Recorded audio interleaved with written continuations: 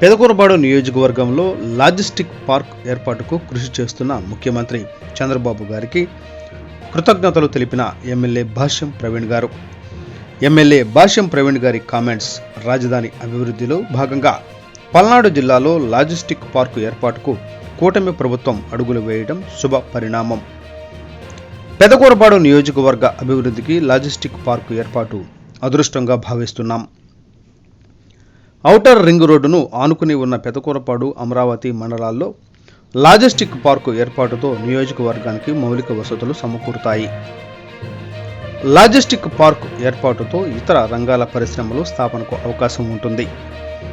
నూతన పరిశ్రమల స్థాపనతో నియోజకవర్గ యువతకు ఉపాధి అవకాశాలు వస్తాయి. ఎన్నికల సమయంలో ముఖ్యమంత్రి చంద్రబాబు గారు ఇచ్చిన మాట ప్రకారం పారిశ్రామికంగా తీర్చిదిద్దేలా కృషి చేస్తున్నారు. ప్రభుత్వ ఆదేశాలను అమలు చేసేలా లాజిస్టిక్ పార్కు ఏర్పాటుకు అధికారులు వేగంగా పనిచేయాలని కోరుతున్నాం. నియోజకవర్గంలో లాజిస్టిక్ పార్కు ఏర్పాటుకు కృషి చేస్తున్న ముఖ్యమంత్రి చంద్రబాబు గారికి కృతజ్ఞతలు తెలుపుతున్నాం.